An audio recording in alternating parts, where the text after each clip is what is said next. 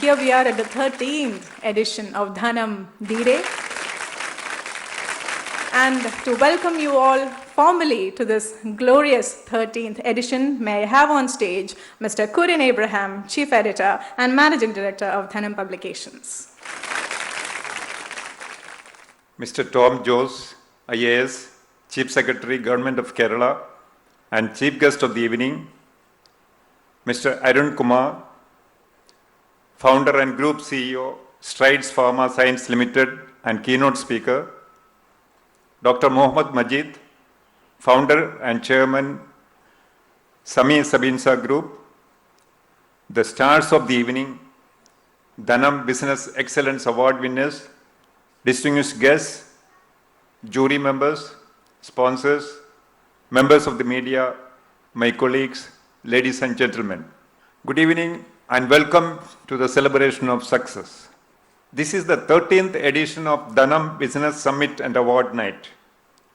And we are delighted and proud to say that over the years, the summit has evolved as the largest gathering of business leaders in the state. Dhanam was started more than 3 decades ago with the motto, Inspiring Business Success.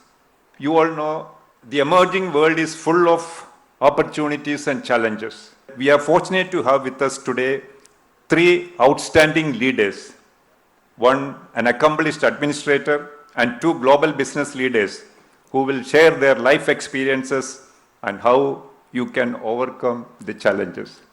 Mr. Tom Jose, our chief guest, is a man of action and stands out among bureaucrats for his bold decisions. His initiatives and commitment to get things done in the shortest possible time are showing results. He is very passionate about waste management and ease of doing business, and he is going all out to make changes happen. Sir, on behalf of Dhanam and to all present here, I extend to you a hearty welcome. Mr. Arun Kumar, our keynote speaker, is a hero for many entrepreneurs. Few Malayalis know him, but he is well known in the global corporate circle. His uncanny knack in buying distressed companies and making it successful is the envy of many. He will be sharing his valuable lessons on how to think big and go global. Sir, we are honored to have you here. We extend to you a warm welcome. Dr. Mohammad Majid, founder and chairman Sami Sabinsa Group, who will be delivering the special address, is a known figure to many in Kerala. A man who went to the US instead of the usual Gulf with $8 in his pocket, today heads a global enterprise with over 200 patents and presence in 15 countries. He has big plans for the future. A hearty welcome to you, sir. Thank you all for your gracious presence and wish you all a great evening full of learning and a memorable award ceremony. Thank you. Dhanam D-day is extremely proud to present to you our chief guest for this evening, Mr. Tom Jose, IAS, Chief Secretary, Government of Kerala. Welcome, sir. I am positively delighted to spend this evening with all of you. Indeed, this event organized by the Dhanam magazine is a really super show, a real super show in the state of Kerala. On this occasion, please allow me to share some of the thoughts which I have this evening with all of you. I'm sure that we have all heard the sentence that people who cannot remember history are condemned to repeat it. This comes in different forms. This is attributed to George Santayana, a Spanish author who has made this statement probably more than 100 years back. It's also attributed partly to Winston Churchill. Now, why I'm saying this here is that since this is a place where entrepreneurs and the best business people of the state and the country gather, I like to talk to you about something that is disturbing us a little nowadays. How do we actually reconcile growth with sustainable development? This is an area which has been catching the attention of many. However, I do feel that not much serious thought processes have gone into that. What we are chasing today, more and more of economic growth, the unbridled, unchecked economic growth that we are chasing today, the unbridled capitalism that we are chasing today, is creating a gap between the haves and the have-nots, which is becoming more and more difficult to bridge. According to CNBC in 2018, when they conducted a study, they said that the top 1% of the world controls today 82% of the wealth of the world. Now, this really creates a problem. And we are using the tool of gross domestic product to measure success. The main measure of economic growth, GDP, this was developed by a scientist called Simon Kuznets at the request of Franklin Roosevelt just after Second World War. Kuznets did several years of study and came up with certain ways of calculating the gross domestic product of a nation. Primarily it involves, basically it involved a concentration on the manufacturing sector. You produce more, you sell more, you consume more. So the emphasis on producing more, selling more, marketing more, consuming more. The more you do it, the better it is. But certainly not, the GDP does not take into account the household work put in by millions and millions of women. It doesn't take into account the voluntary work put in by people. It does not take into account the community service put in by people.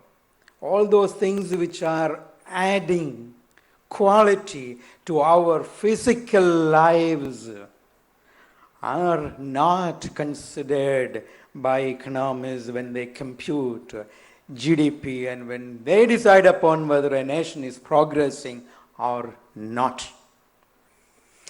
Certainly, I would say that this measure of GDP is a flawed measure because it simply takes into account the growth. It does not take into account distribution. David Piling, in his book, The Growth Delusion, Wealth, Poverty, and Well-being of Nations, has enumerated why unbridled economic growth, unchecked economic growth is bad for humanity, is bad for nations. Creating income, earning money, creating wealth is just not enough. A reasonable distribution of wealth is necessary. Otherwise, we are at war. We are at war with nature. We are at war with the environment. When we consume more, we also produce a lot of garbage. Waste management is one of my passions. I've been talking about different fora. The more you consume, The more you produce, the more garbage you produce. We don't know what to do with that. People might ask, what exactly is a solution in such a case? What can businesses do? What can organizations do? Perhaps a more gentle, a more inclusive capitalism that does not destroy the environment, that does not declare a war on the people and the nature is probably an answer. Now then the question arises, are there alternatives to GDP? In one of the Davos conferences it was proposed that an inclusive development index where growth and development would be inclusive, inclusion of all kinds of people, all communities, all societies would form a major part of that with intergenerational sustainability. Whatever we do needs to be sustained across generations. Otherwise, we will be borrowing from our children and grandchildren. We will be eating into their future, which is amply illustrated by human activities that tinkers with the environment. All you have to do is look at the pollution that is around us. Everything is because of the economic activities that we have pursued. The World Bank also has come out with another measure for growth and development. There are 3 dimensions to it, 3 factors in it. One is a long and healthy life. The second is access to knowledge. And the third is a decent standard of living. If we are able to achieve these 3, perhaps we can replace GDP as a measure of our success. And I think it is high time we did that. Therefore, in this evening, I would like all of us present here to spend a little bit of their valuable time to think about how to make this planet a more healthier place to live, how to increase the physical quality of our lives through human activities which we engage in our everyday lives. Thank you. Thank you so much. Thank you. He delivered one of the most pertinent messages that could be told to this audience today, creating wealth with reasonable distribution. What a great idea, what a beautiful idea. I request you to take the center stage, sir, to receive the memento from the Dhanam family.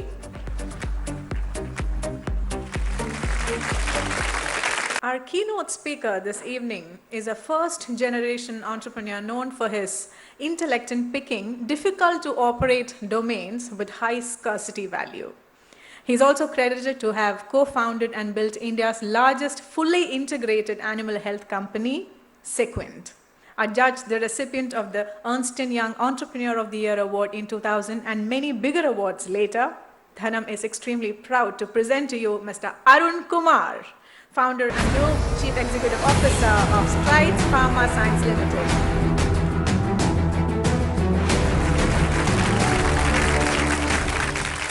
I've got a little story about Strides, which tells you the different levels of how we grew this business. The Strides story.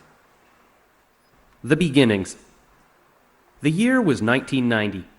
Arun, who had had enough of working in the pharma industry, decided it was time to be an entrepreneur. With no capital or office, his 600-square-foot home in Vashi, New Bombay, was his only option to start up with his wife Deepa, typing correspondences to Arun's acquaintances on a second-hand Remington. Today, as a group, we have investments around core strategic themes such as Strides, global formulations business, Aloe Vera, a global, fully integrated animal health play. Solara, pure play active pharma ingredients. Stellus, affordable biopharma. Nari, innovation in women's health. Tenchi, technology-led innovation. We're on the mid-path of sustainability. With 10-plus companies operating in differentiated domains, with over 30 global manufacturing locations, 100-plus countries of presence, and more than 7,000 people in 4 continents, we've attained a place where we always challenge the status quo. And still, there are many miles to go. Here today at Dhanam, I was told to come and speak about my success. For us, an entrepreneur is somebody who's got limitless optimism. We are more like an insurgent in a good way, more like a terrorist who leave everything will risk everything to succeed. Fearless in taking risks and is very focused on outcomes. While this is a great character of an entrepreneur, this is also the reason why in this journey you create several inefficiencies. And today I'm going to speak a little bit of this. If you look at the first journey of an entrepreneur, the success of the entrepreneur is driven by self-optimism.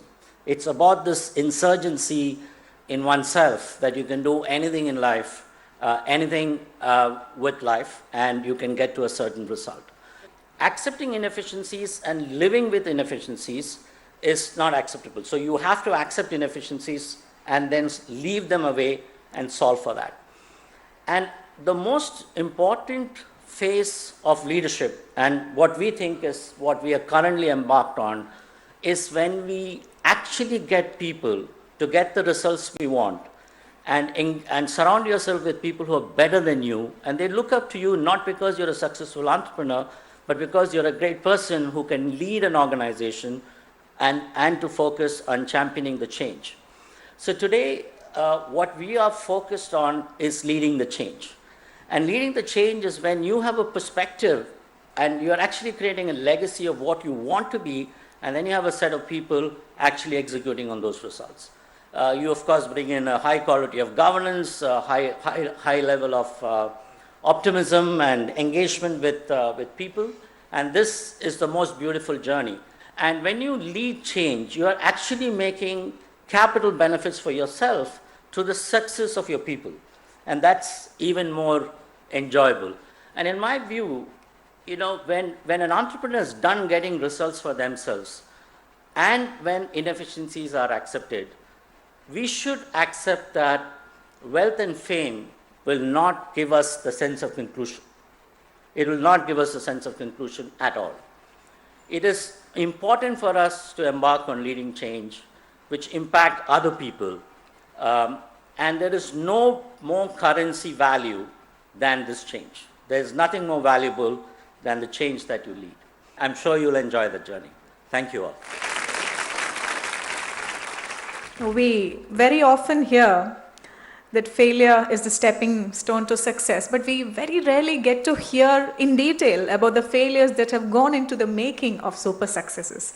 Thank you so much, sir, for telling us about that entire arc. That was extremely fascinating, particularly, that concept that he was talking about. So I request you to take the center stage to receive a memento from us, and to present that, may I have on stage Ms. Nri Abraham, Executive Editor and Director of Dhanam Publications. Our next speaker is a scientist by profession, and has been instrumental in building his group to be a key player in food, nutrition, pharmaceuticals, and cosmetic segments in India and abroad with his strategic alliances. He is credited with popularizing the goodness of Indian herbs and spices in Western countries with the support of research and technology.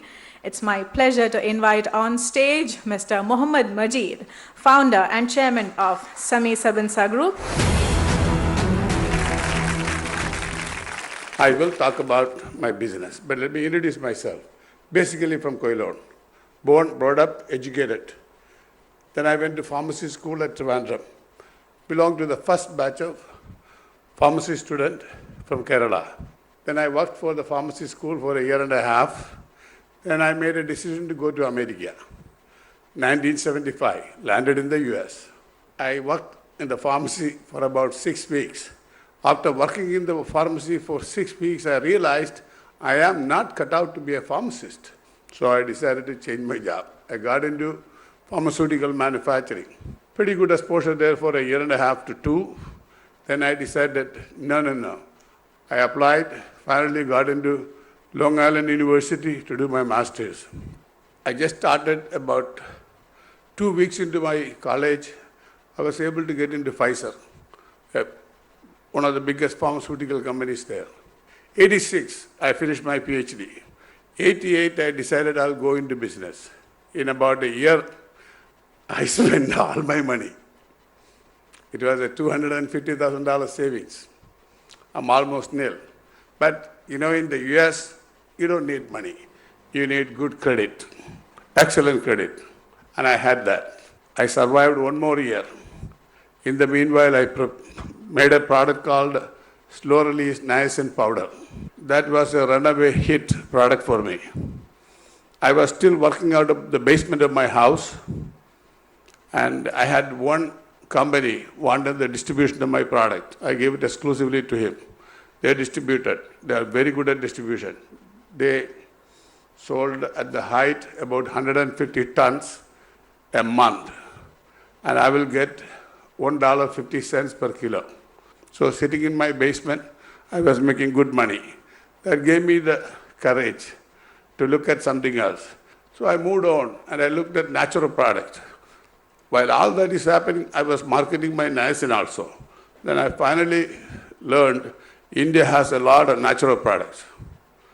Why am I not looking at that one? And I started looking at that one. I came, looked at India. Man, I realized this is not the India I left in 1975. It has changed quite a bit. But I was lucky to come in touch with a company called Cipla, still one of the best companies in India. Cipla had a natural product licensed as a cholesterol-reducing agent. And they were not interested in selling it here. They said, Majid, you want it, you take it. It was developed by NCL, National Chemical Laboratories, Pune, and CDRI Lucknow did a lot of work, and it was one of the first products for drug approval in the country. I was happy to take it, and I introduced that as the first Ayurvedic product to the US market, Gugulipid. It took me a year to get this product into the mass market in the United States. From then, it was history in the making. My company introduced, over the next 7-10 years, over 120 products into the US market. 88 New Jersey started, 97 Utah, Sabinsa, same company. But in 91, I came to India, set up an office here, and I was buying products from a sister concern of yours, Plan Lipids, another company out of Indore called Amritsar, and they were manufacturing to my specification, and I started marketing in the US. Then I set up a company called America's Finest Inc. Now, in 1995, when I introduced this product, nobody wanted it. Come 2019, this is the #1 selling probiotic in the United States. So sustenance, patience, and faith that it is a good product pays off. Then I set up a place in Dubai, that's the company name, that's Jewelry Free Zone. Then Sami Spices out of Cochin, they are still here with me. That's a spice company. Then I started a different company called Flavor and Fragrances. Then came my international expansion. We went into Japan. Then 2000 onwards, we started selling in India. You cannot compete with China. In that case, join them. So we were in China. In 2001, it was a representative company. 2018, it became a full-fledged company. We totally operate there and plan to set up a manufacturing base also there. clean world. Many of the herbal items require clinical documentation. So a clinical research organization was built. We cannot ignore Australia. So we went in there also. Ethical IT Solutions is a software group floated by us in 2000 to set up programs for us. Then in 2005, we made that into a company. Today, my entire focus, a lot of my focus goes into this company for the last 2 years. Of course, we set up in Europe in 2006, South Africa in 2007, then we opened up in Vietnam, then we started up a new business called the Semi-Direct. You know, MLM is a good concept. It's the same like Amway and Herbalife. But, you know, in India, it is not going in the right way. Then South Korea was opened up in 2011. Johara Cosmetics came on board in 2014. Malaysia, as part of Semi-Direct, opened up in 2013. Dubai in 2016. Bangladesh in 2016. Sabinsa, Canada in 2018. Indonesia. Many of these other countries, Thailand, Vietnam, Philippines, they will come through this year or early part of next year. Sabinsa, Poland. That's the last company we started. See, no nutraceutical business, that's how I am known as, is getting into all these areas. We have a synthetic R&D division, we have a biological research group, we have an analytical R&D, phytochemistry, agribiotechnology, microbiology, formulation, plant tissue culture, peptide chemistry, cosmetic formulation R&D, food technology, and fermentation technology. And we also have over 220 US and international patents. Perhaps we are one of the small group of people in India holding that many patents. Now this 220 is a dynamic number. It keeps on moving. As part of our sustainability program, we work with the forest departments, where we gave money to them to cultivate the lands for the plant species we need. 10-year program with them to continuously cultivate this one. Thank you very much. Very nice. Thank you. It's really heartening to watch how lightly he takes himself. It was a pleasure listening to you, sir, and to present our token of appreciation, we have Ms. Nri Abraham back on stage. Ladies and gentlemen, a man who truly traveled before time and evangelized Ayurveda products in the USA. And yes, we are diving right into the presentation of awards, which is the highlight of this evening, Dhanam D-day. Take a look at that eminent set of people who have had the difficult job of sifting through business successes and finding the real diamonds, the jury.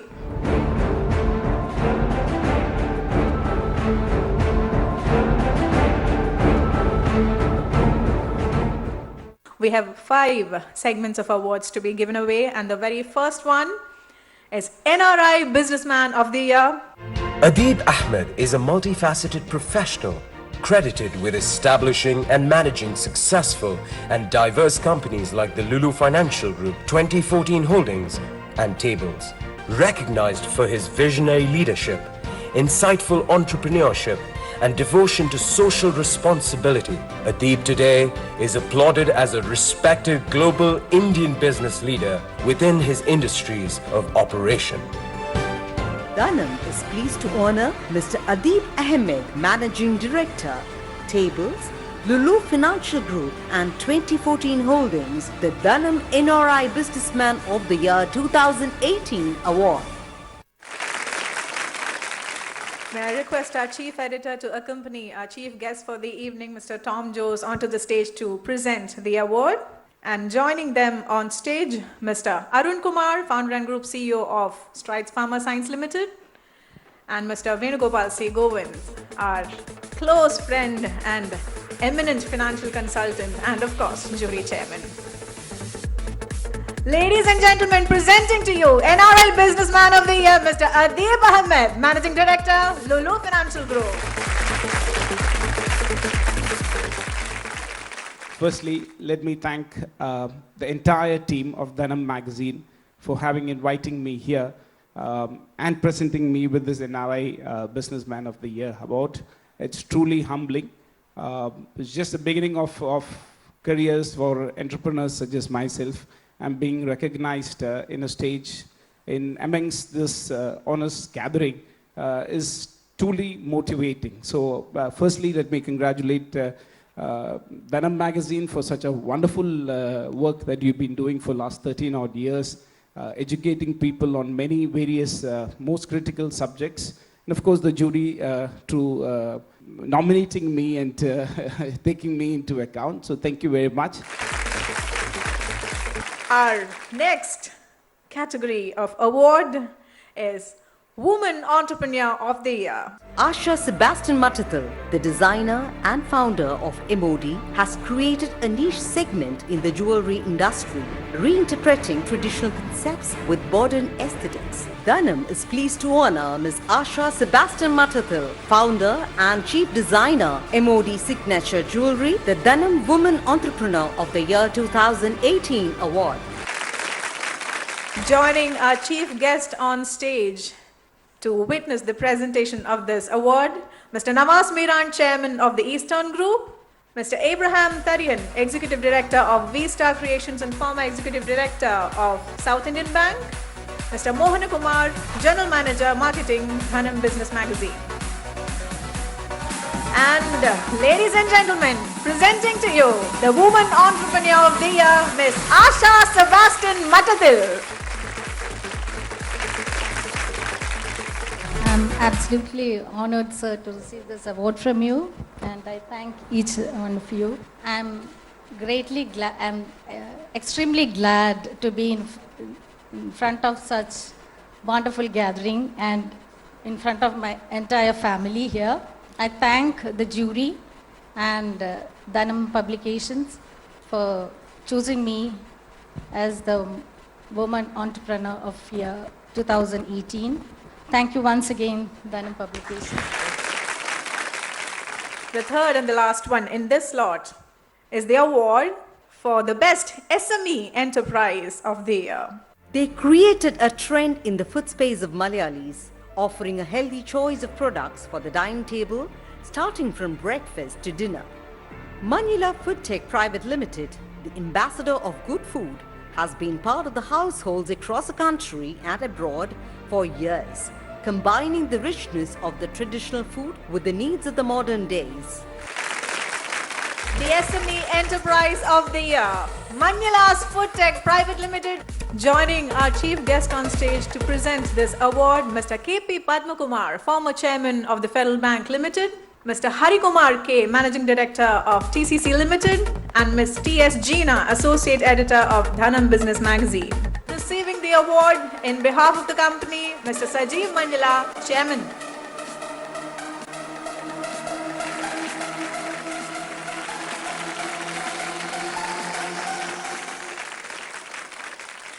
I know this award has more responsibility on us to do better in coming years. I place on record, place my deep gratitude to all our well-wishers and all the esteemed customers, because they are the sole inspiration for us to sustain this business for last 60 years. I dedicate this award to our employees whose hard work and dedication has made us possible to achieve this prestigious award. I also appreciate the Dhanam for instituting this prestigious Dhanam Business Award, because this will be definitely motivating the other brands in Kerala to do better. Once again, I thank one and all. Thank you. Our next two awards, the final ones, are denotative of those two integral factors in maintaining a successful business: professionalism and leadership. The first one, the first category of award in this segment, ladies and gentlemen, is for the Business Professional of the Year. A true champion of organizational transformation who strongly believes in his team's ability to create its own synergy and success. Madhu S. Nair is running Cochin Shipyard at full steam, charting a course of sustainable growth. As CMD of one of India's top 10 PSUs and the biggest shipyard in the country, he has been instrumental in undertaking some of the key projects in its history.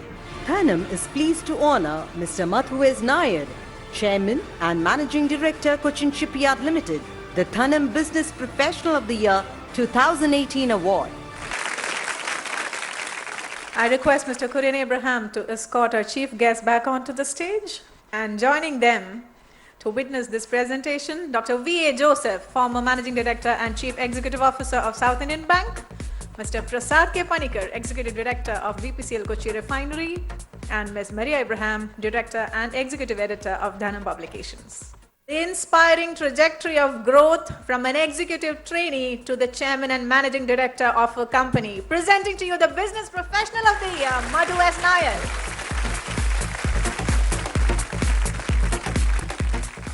I've been with Cochin Shipyard for the last 31 years, and for me, this award is all about Cochin Shipyard. So this award is for those great people out there at the shipyard. We have some fine leaders, some fine employees, some fine people out there. And from a company which is on the streets of Cochin about 30 years back with a minus 180 crore net worth, to a company today with a plus 3,500 crore net worth, we come a long way. A company with a high sense of ethics, firmly rooted onto the ground, aiming for the stars. I think we still have a long way to go, and we surely will move forward. Thank you. The grand final award. Ladies and gentlemen, the Businessman of the Year award. At the helm of world's largest producer of value-added spice extracts, Viju Jacob is effectively managing the compelling demands of running today's business while creating tomorrow's. Marketing is his forte, and he draws strength from a deep understanding of the industry and 3-decade-plus experience in the family business. Founded by the legendary businessman C.V. Jacob in 1972, Synthite is now the global leader in spice, oleoresins and other plant-derived natural product solutions. Dhanam is pleased to honor Dr. Viju Jacob, Managing Director, Synthite Industries Private Limited, the Dhanam Businessman of the Year 2018 award. To join us on stage, may I invite Mr. Mohammad Majid, founder and chairman of Sami Sabansa Group, Mr. Arun Kumar, founder and group CEO of Strides, Mr. Nawaz Miran, chairman of the Eastern Group, Mr. Venugopal C. Govind, our beloved jury chairman, Ms. Maria Abraham, our executive editor, and Mr. Vijay Kurian Abraham, vice president of Dhanam Publications. The Dhanam Businessman of the Year is Dr. Viju Jacob, Managing Director of Synthite Industries. Dr. Viju Jacob, Managing Director of Synthite, has been selected for the Dhanam Businessman of the Year 2018 award for his groundbreaking initiatives in expanding the company's business and geographical footprint, focusing on select growing markets including China and the US. A true leader, Dr. Viju Jacob takes his team along as he charts the company's future, ensuring that the work he does benefits the community at large. Dhanam, Kerala's #1 business magazine, is honored to present this extraordinary personality the Dhanam Businessman of the Year 2018 award.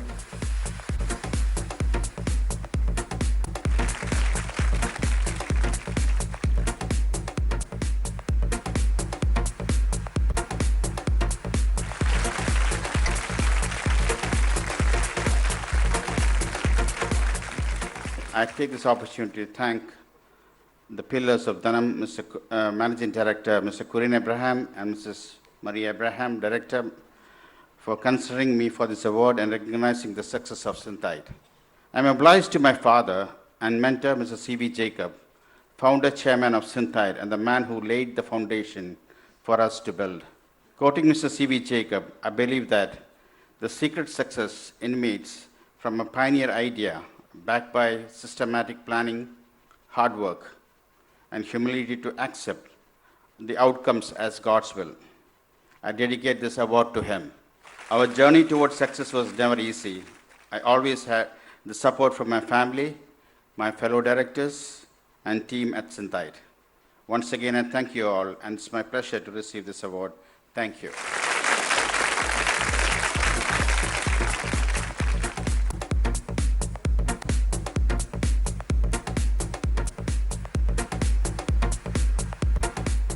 Ladies and gentlemen, that's the stellar array of winners at Dhanam D-day 2019. We now have an interesting conversation with our Chief Secretary, and leading the session is Mr. M.K. Das, former editor of the New Indian Express, who is also a jury member.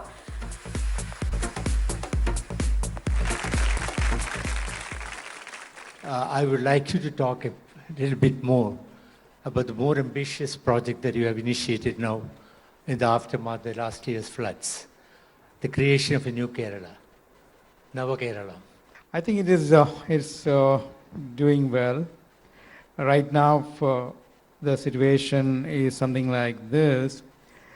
Our assessment found that we need about roughly 31,000 plus crores of rupees for rebuilding Kerala.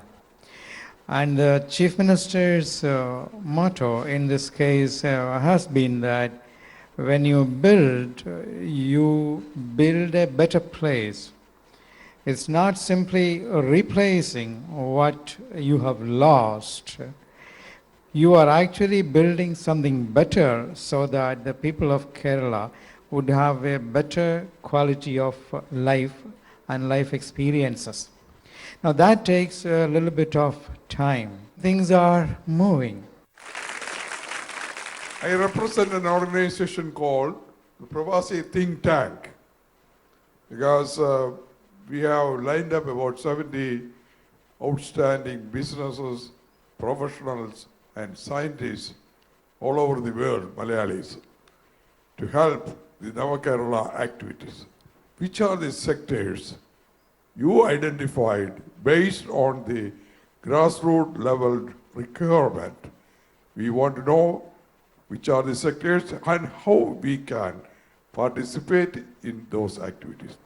Some of the sectors which we have identified one is water. As you very well know, water is a key area, a key sector for the entire country. Another sector is sanitation. And sanitation is a major area where intervention is required to increase the level of quality of physical lives of our people. Thirdly, roads is another sector. People in Kerala always want better roads, so we are looking at climate resilient roads so that these roads do not get damaged in case there is another natural calamity like the one which we experienced last year. So these are three sectors which I have mentioned. Apart from that, we are also planning interventions in the agricultural sector, especially with respect to precision farming, and also crop diversity. We have found that the aspect of nutrition is something which we have not really looked into.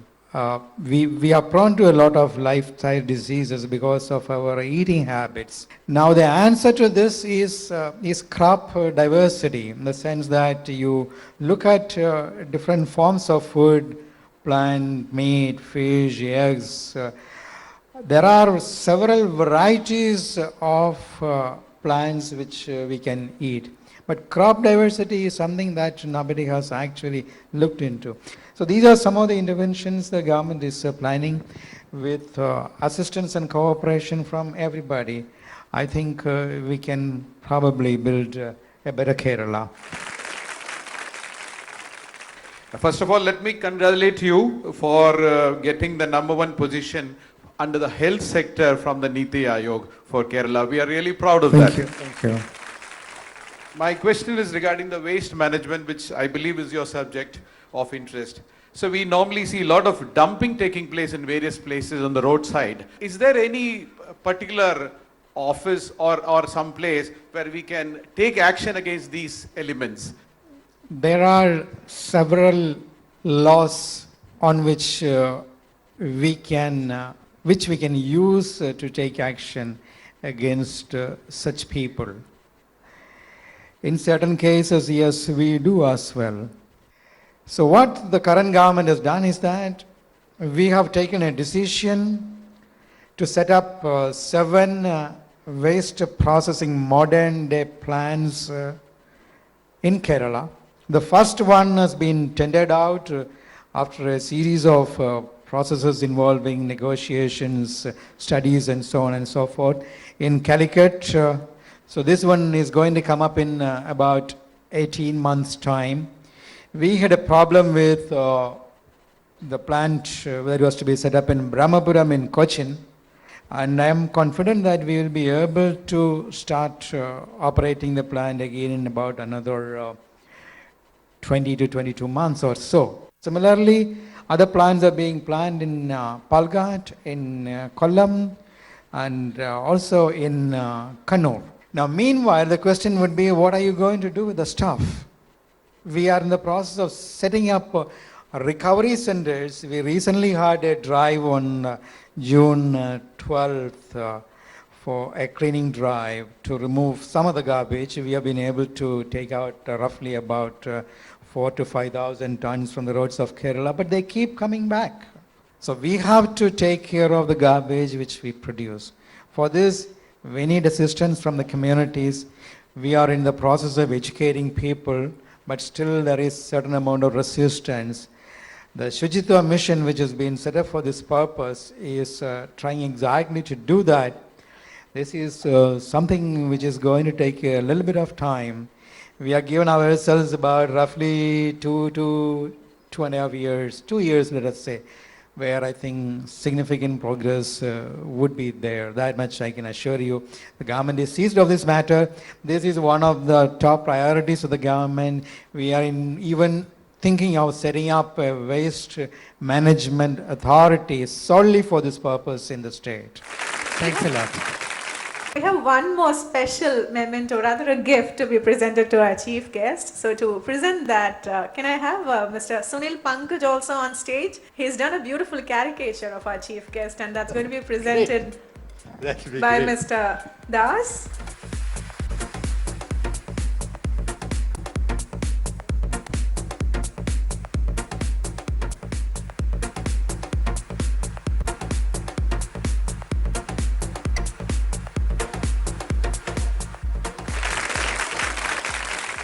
Thank you very much. The first thought that comes to my mind is that I must lose weight.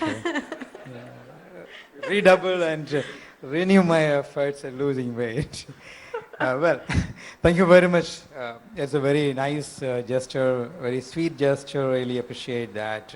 And this certainly, as I always believe, is a learning process. We keep on learning new things. Therefore, this was a great, wonderful opportunity. Thank you, Mr. Kurian Abraham. I thank him and his team for this opportunity. Thank you. Thank you, sir.